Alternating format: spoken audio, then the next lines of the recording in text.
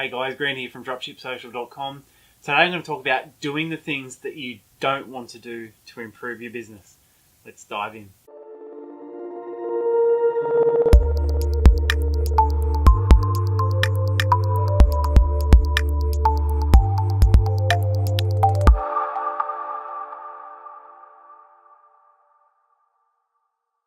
Alright, so what do I mean by doing the things you don't want to do to improve your business? Well, it's very simple in the fact that it's only human nature that we all tend to do the tasks that we're comfortable with, or we know we're good at, or that we want to do, and all of the other things just get neglected.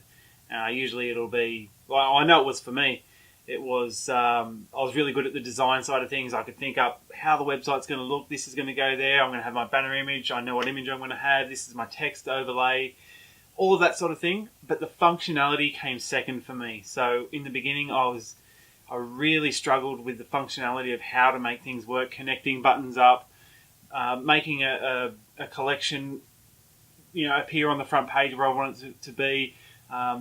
Those are the sorts of things that I really struggled with in the beginning, because I didn't really have much knowledge of how to build a website in the beginning. I think I've mentioned this in previous videos.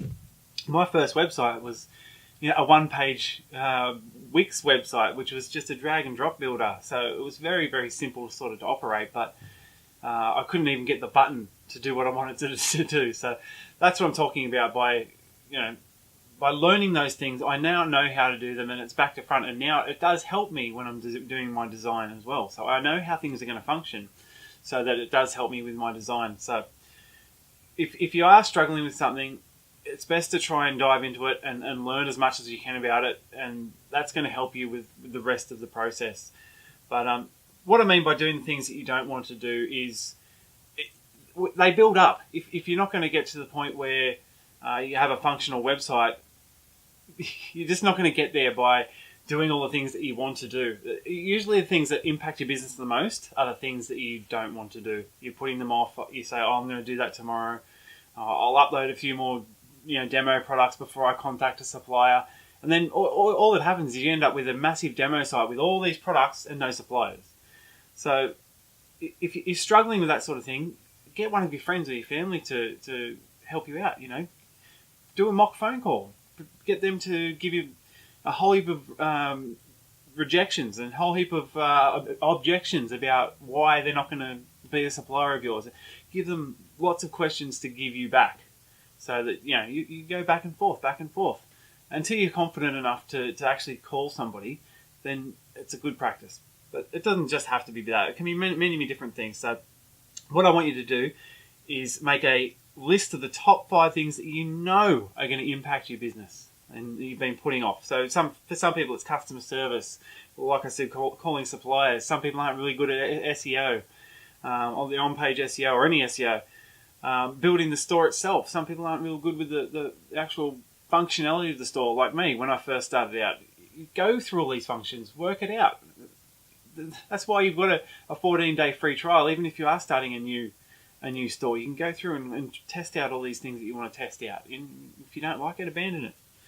But my point being is, if you don't start to do the things that you think, if you don't start to do the things that you know will impact your store, you'll hit a plateau and you'll just stop. And the store will never reach its full potential, and nor will your business. I know that it's human nature to put off the things that you don't want to do, and I've done it myself.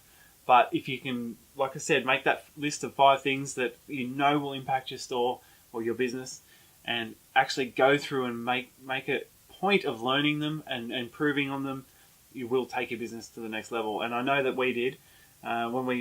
When Clint and I first started, we delegated each of us what we were going to do, and I was responsible for certain tasks, and so was he. So I just dove into the things that I didn't know, and like I said, with the building of the website, I just went through all the functions until I knew how to use them. And then same with Clint. He was already a pretty good salesman, but calling suppliers, it was a different concept of what we were doing previously, and he dove into that as well. So dive in and just immerse yourself in the things that you know are going to improve your business. All right, that's it for today.